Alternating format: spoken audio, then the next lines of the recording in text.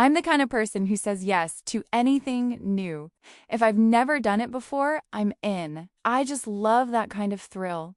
So one day, someone invited me to go skiing in Chile, and not just skiing, to compete in a championship. I had never skied in my life. But they said, no worries, we just want to promote the event. We'll pay for your ticket and 2 friends. And I thought, who cares if I die? It's a free trip. So off we went, me and 2 friends who had also never traveled abroad before. We were going to the ski resort called Valle Nevado. This was back in 2008, when the internet barely had any information about what to wear in the snow, what to pack, nothing. We went totally blind.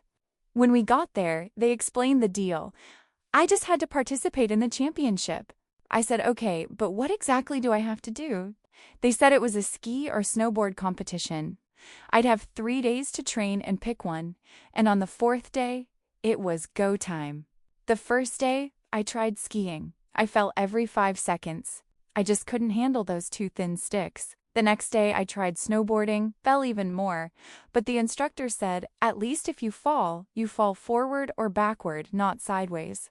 You won't break your legs. So, I picked snowboarding. What I didn't know is that mountains have colors marking their difficulty levels: green, blue, red, and black, black being the most dangerous.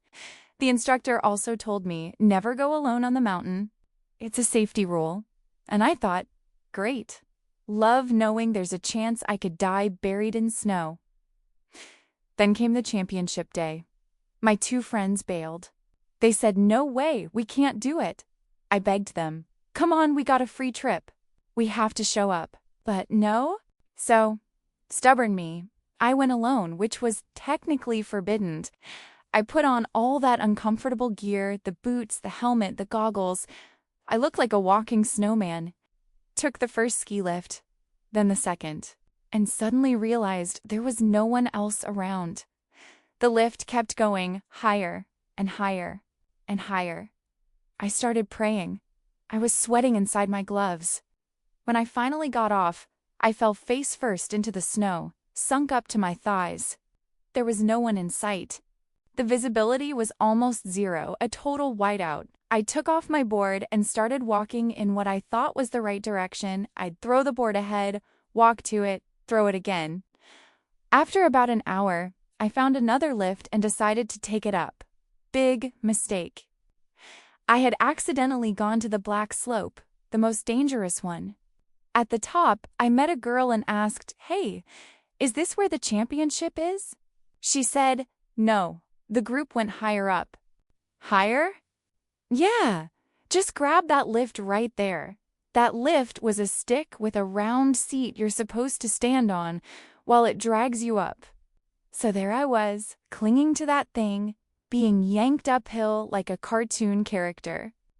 When I got there, a guy said, you're late. Here, pin this number to your chest. You're number 54. He explained the event was called Giant Slalom. I had to snowboard through the flags between 2 mountains. I looked down and saw what looked like a vertical wall of ice. I said, I can't do this. He said, sure you can. It's easy. Easy for who? I went down so slowly I might as well have been walking. Falling, sliding, trying to steer, passing every single flag. Every time I saw one, I'd think, you are not disqualifying me today. At the bottom, I heard people yelling.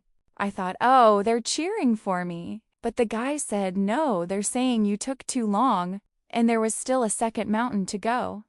Since I was the slowest, they made me the last to go, number 198. I started the descent talking to myself. Why did I agree to this? What am I doing here? When I finally made it back to the hotel, it was 5:30 p.m. I had left at 10 in the morning. I took a shower, completely destroyed, ready to collapse. But then I remembered the award ceremony at 7 p.m. I dragged myself there, furious, thinking, let's see which lunatic won this thing. They called 3rd place, 2nd place, and then, in 1st place for the first time ever, Jesse Adams. I froze. I won. Me, the one who could barely stand upright, won the championship. Turns out all the professionals went too fast and missed flags along the way. And the rule said if you skipped a flag, you were disqualified. I was the only one who made the complete course, slowly but correctly. They gave me a trophy, a newspaper wrote about it, and suddenly I was being invited to snow events everywhere. And yes, I still have the trophy to this day. Do you have any crazy story like that? Share with me in the comments and subscribe to the channel if you want to hear more unusual and funny real-life stories like this.